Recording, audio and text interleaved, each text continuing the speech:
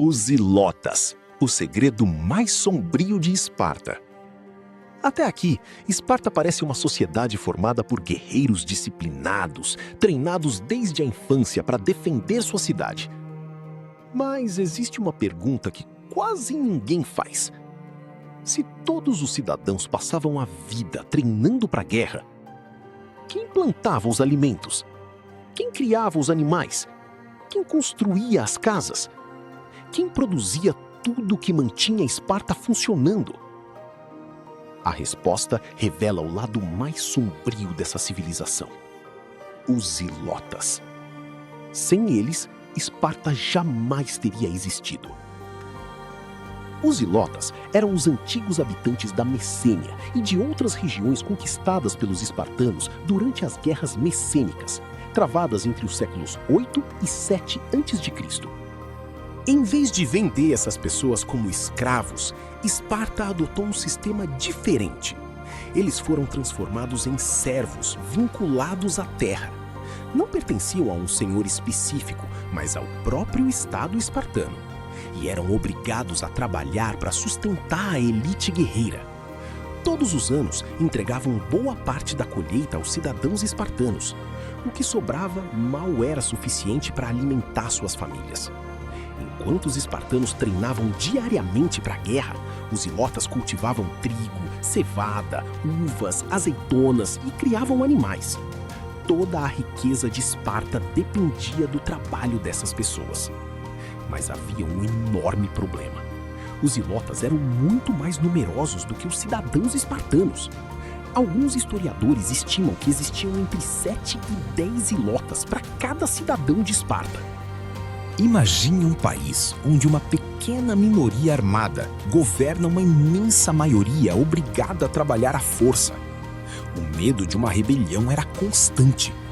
E esse medo moldou praticamente todas as decisões do governo.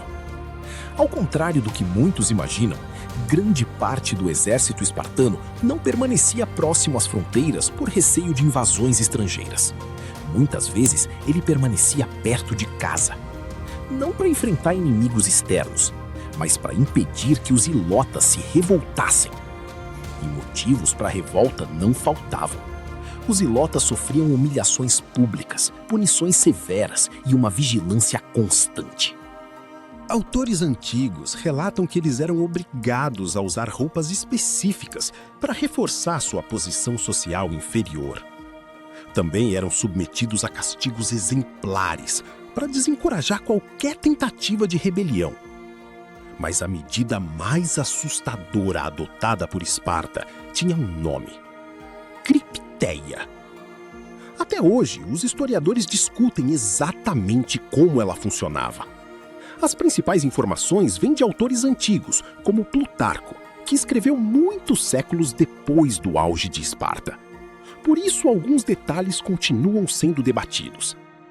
Segundo esses relatos, jovens espartanos escolhidos para integrar a Cripteia eram enviados ao campo apenas com um punhal, pouca comida e praticamente nenhum equipamento. Durante a noite, escondiam-se entre plantações e estradas. Sua missão era vigiar os ilotas e eliminar aqueles considerados uma ameaça ao Estado. Os mais fortes, os mais influentes, os que demonstrassem qualquer sinal de liderança ou rebeldia. Para que essas mortes não fossem consideradas um crime religioso, os éforos, magistrados responsáveis por fiscalizar os reis e administrar diversos assuntos do Estado, declaravam simbolicamente guerra aos ilotas todos os anos. Dessa forma, os assassinatos não eram vistos como homicídios comuns, mas como atos de guerra. Independentemente dos detalhes exatos da Cripteia, uma coisa parece clara: o Estado utilizava o medo como instrumento de controle. Esparta vivia em permanente tensão. Qualquer aumento na população dos ilotas representava um risco. Qualquer crise econômica podia desencadear uma rebelião. Qualquer derrota militar enfraquecia a capacidade de controlar essa enorme massa de trabalhadores. Esse medo ficou evidente em 464 a.C. Naquele ano, um poderoso terremoto devastou Esparta. Muitos edifícios desabaram. Centenas, talvez milhares de cidadãos morreram. A tragédia foi tão grande que os ilotas aproveitaram a oportunidade para iniciar uma enorme revolta. O conflito durou anos. Esparta precisou pedir ajuda a outras cidades gregas para recuperar o controle. Isso mostra uma realidade pouco conhecida. A maior ameaça aos espartanos nem sempre vinha da Pérsia, nem de Atenas, nem de Tebas. Muitas vezes ela vinha dos próprios campos que cercavam a cidade. Foi justamente por viver com esse medo constante que Esparta desenvolveu uma sociedade tão militarizada. A educação rígida, a disciplina extrema, a obediência absoluta. Tudo isso tinha um objetivo que ia muito além de vencer batalhas: manter um sistema baseado na força. Mas existe outro mito que continua sendo repetido há séculos. A ideia de que os espartanos jogavam todos os bebês considerados fracos do alto de um penhasco. Será que isso realmente aconteceu? Ou essa é mais uma história que foi exagerada ao longo do tempo? É exatamente isso que vamos descobrir na próxima parte. O mito dos bebês, as mulheres de Esparta e a verdade por trás da lenda. Existe uma história sobre Esparta que atravessou mais de 2000 anos. Talvez você já tenha ouvido. Sempre que um bebê nascia, ele era levado diante dos anciãos da cidade. Se fosse considerado forte e saudável, continuava vivo. Mas, se apresentasse alguma deficiência ou parecesse frágil, seria jogado do alto de um penhasco no Monte Taigito. Essa história aparece em livros, documentários, filmes e até em salas de aula. Mas, será que ela realmente aconteceu?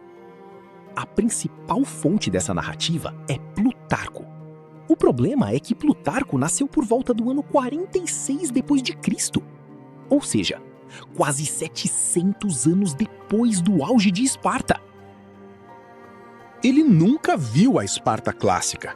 Tudo o que escreveu foi baseado em relatos muito mais antigos, muitos deles já misturados com lendas e tradições orais.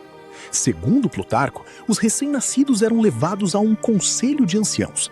Caso fossem considerados incapazes de se tornarem bons cidadãos, eram abandonados em um lugar chamado Apotetai, nas encostas do Monte Taigeto.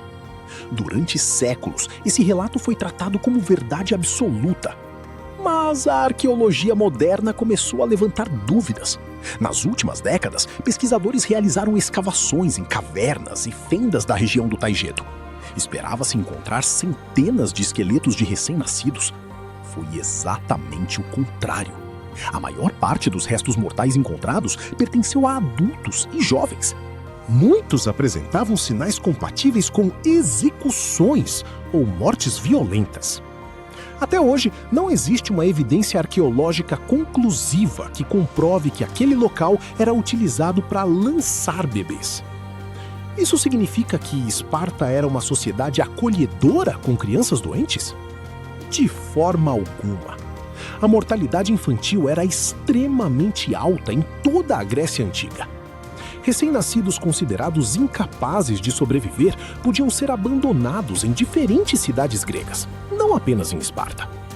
Essa prática, conhecida como exposição de crianças, infelizmente fazia parte da realidade do mundo antigo.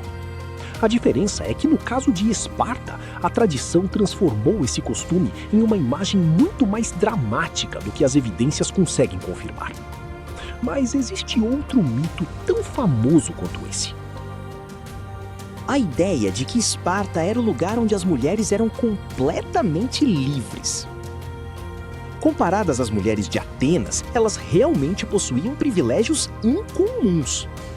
Podiam herdar propriedades, administravam terras enquanto os maridos estavam em campanha. Recebiam educação física. Praticavam corridas, luta e lançamento de disco.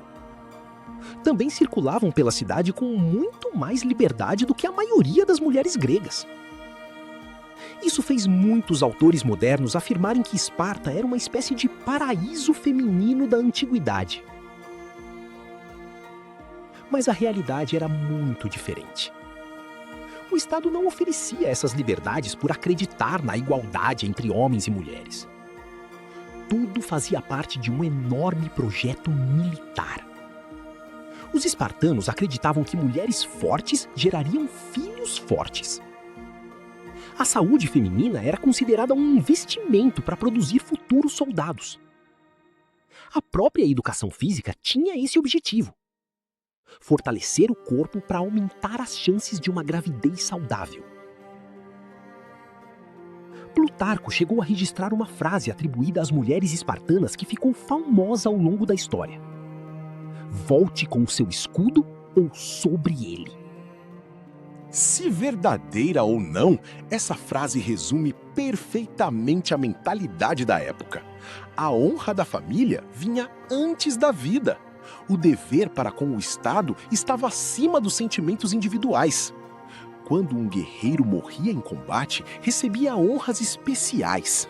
Segundo algumas fontes antigas, mulheres que morriam durante o parto também podiam receber reconhecimento semelhante, justamente porque haviam contribuído para o esforço coletivo da cidade. Isso mostra como tudo em Esparta girava em torno da guerra. Os homens treinavam para lutar, as mulheres eram preparadas para gerar novos guerreiros.